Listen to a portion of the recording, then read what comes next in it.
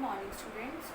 So we are going to continue our previous topic, that is change in both demand and supply. किसमें changes हो रहे हैं आपके दोनों demand and supply में. इसका वन केस जो फर्स्ट था वो था both demand and supply decreases. Okay, ये क्या हो रहा है कि दोनों डिक्रीज हो रहे हैं, डिमांड भी और सप्लाई भी. अब इसका जो फर्स्ट केस था वो क्या था, decrease in demand equal decrease in supply. ठीक है, ये हमने प्रीवियस क्लास में कवर कर लिया था कि दोनों डिक्रीज हो रहे हैं, डिमांड भी और सप्लाई भी. ठीक है, लेकिन कैसे प्रपोर्शन में, सेम प्रपोर्शन में. ठीक है, so now today we are going to discuss its second case, that is decrease in demand greater than decrease in supply. Okay, क्या हो रहा है कि जो डिक्रीज इन डिमांड है वो क्या है, ज़्यादा है किससे, डिक्रीज इन सप्लाई में. इट मीन्स डिमांड तो कैसे रिड्यूस हो रही है, ज़्यादा, और सप्लाई कैसे रिड्यूस हो रही है, कम. ठीक है, यहाँ इक्वल प्रपोर्शन में थे, लेकिन यहाँ डिमांड ज़्यादा रिड्यूस होगी और सप्लाई कैसे रिड्यूस होगी आपकी, कम. ठीक है, देखते हैं इसको डायग्राम. ठीक है, ये कौन सा एक्सिस है आपका, ओ एक्स एक्सिस. ओके, और ये कौन सा एक्सिस है आपका, ओ वाई एक्सिस. ठीक है, अब सबसे पहले हम इनिशियल डिमांड कर्व देखते हैं. ठीक है, इनिशियल डिमांड कर्व ले रहा हमारा डी डी. ओके, और एस एस कौन सा है हमारा. ठीक है, अब दोनों ने, डी ने एस एस को कहाँ पर इंटरसेक्ट किया है, इस ई पॉइंट पर. तो E is a equilibrium point. Okay, here equilibrium price is O P and equilibrium quantity is O Q. On this point, in on equilibrium point, equilibrium price is O P and equilibrium quantity is O Q. Decrease in demand is greater than decrease in supply. It means decrease होते हैं तो कहाँ पर shift होगा, हमारा leftward shift होता है ना कर्व.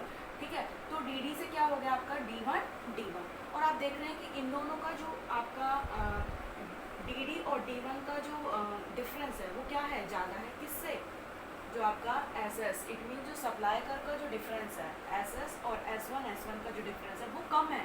लेकिन आप देखेंगे कि जो डी डी और डी वन का जो डिफरेंस है ज़्यादा है, बिकॉज डिक्रीज इन डिमांड क्या है, ग्रेटर है. ओके, मीन्स डिमांड में कैसे चेंजेस आ रहे हैं आपके, ज़्यादा, और सप्लाई में कैसे चेंजेस आ रहे हैं आपके, कम. ठीक है, इसलिए डिमांड क्या हुई आपकी, रिड्यूस हुई. ठीक है, और डिमांड का शिफ्ट हो गया कहाँ पर आपका, लेफ्टवर्ड शिफ्ट हो गया. डी से क्या हो गया, D one.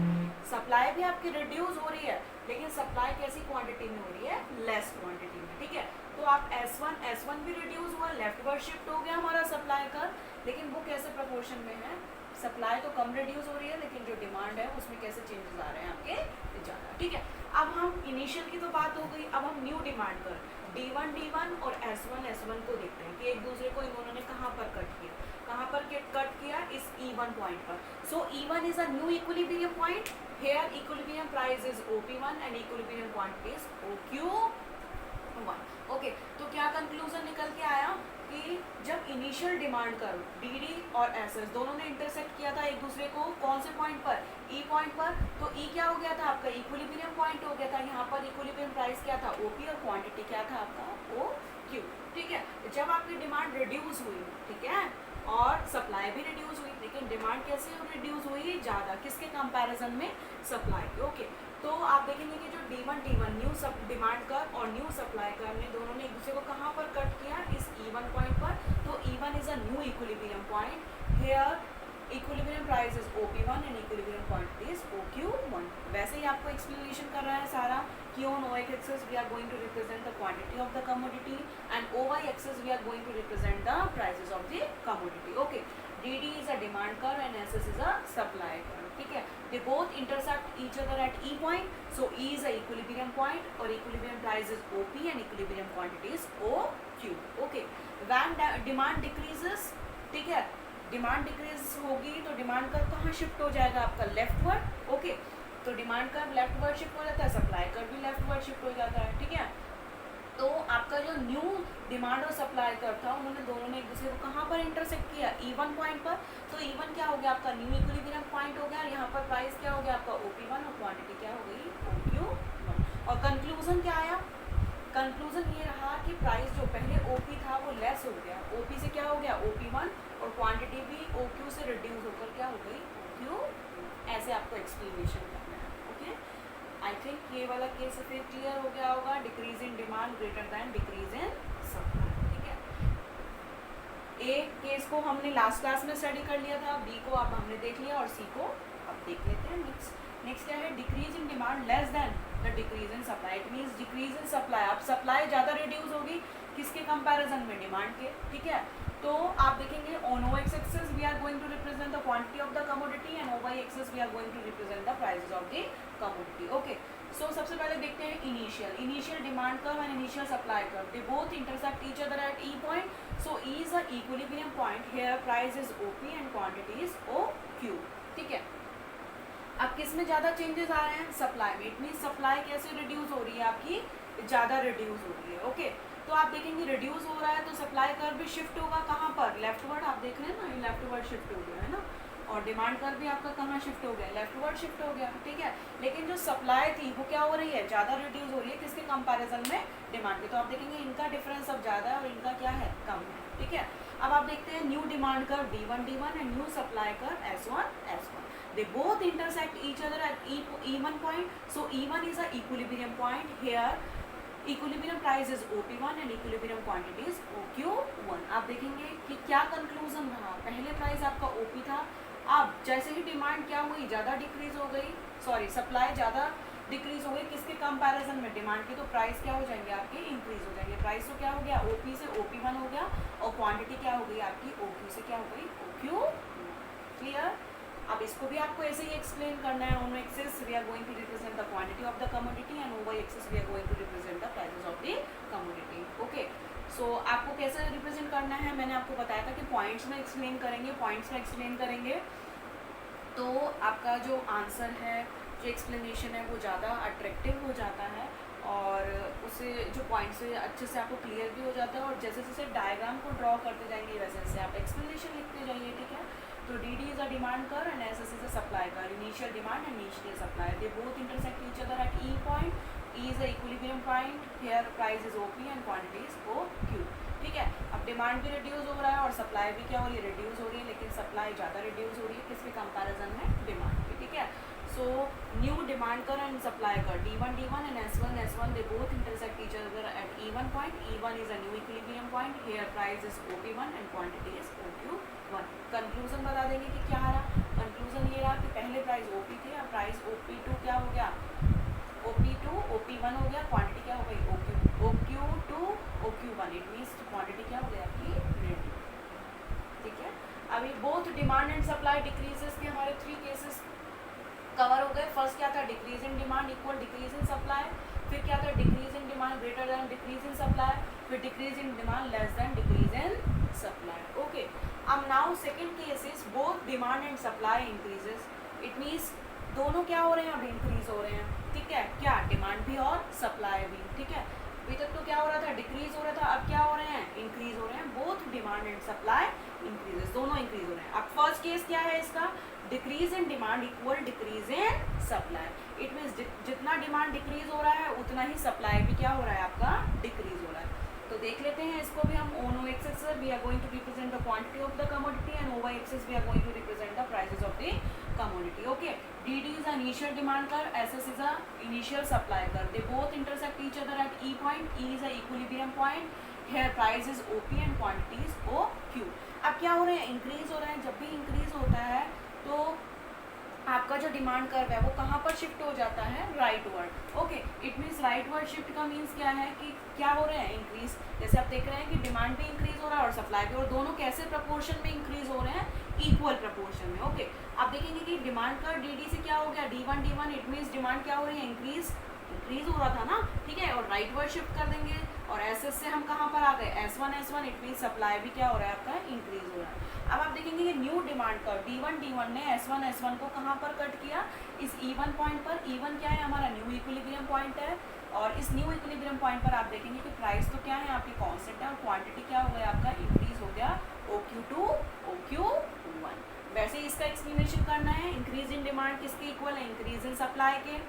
So DD is a demand curve and SS is a supply curve, they both intersect each other at E point, E is a equilibrium point, here price is OP and quantity is OQ, ठीक है। when demand and supply both increases in same proportion, then क्या होगा, आपका demand curve भी shift हो जाएगा right word, और supply curve भी शिफ्ट हो जाएगा राइट वर्ड। ओके, तो न्यू डिमांड कर्व D1 ने S1 को कहाँ पर इंटरसेक्ट किया, E1 पॉइंट पर, सो E1 is a new equilibrium point, here price is constant OP and quantity increases from OQ to OQ1.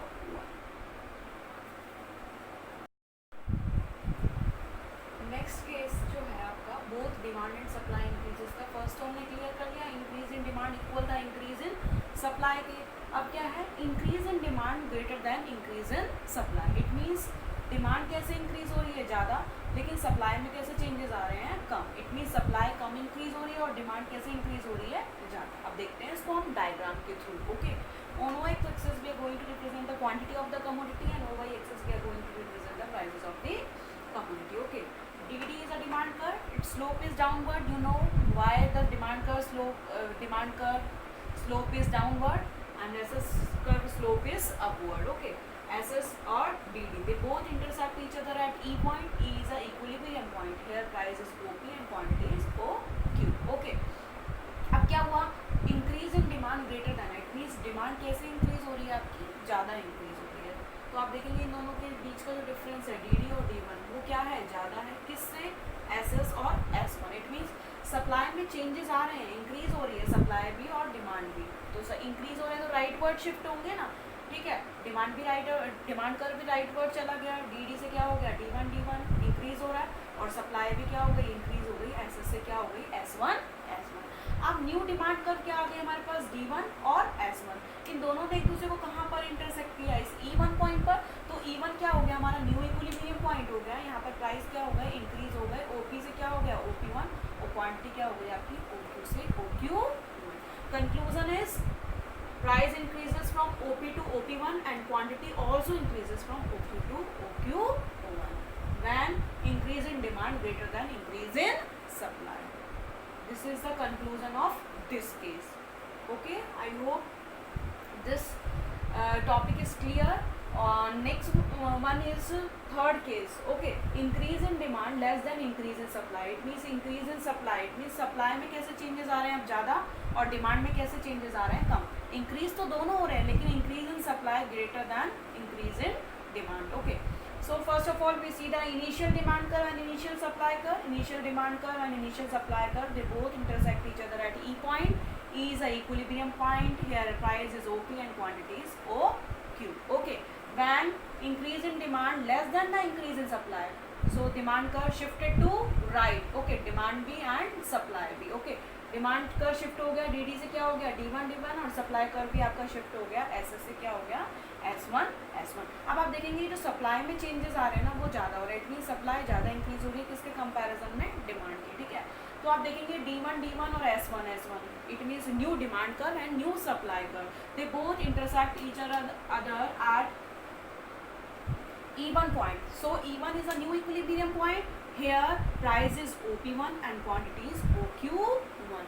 क्या कंक्लूजन रहा इसका भी कि प्राइस क्या हो गए, OP से OP1 हो गए। इट मीन्स प्राइस क्या हो गए, रिड्यूस हो गए और क्वांटिटी आपकी क्या हो गई, इंक्रीज हो गई। OP से क्या हो गई, OQ1। I hope these all cases are clear. और क्या क्या कवर किया था आज हमने, both demand and supply increases के 3 केसेस देख लिए थे। ठीक है, और डिक्रीजेस का भी देख लिया था हमने, 2 केसेस देख लिए थे, कवर कर लिए थे।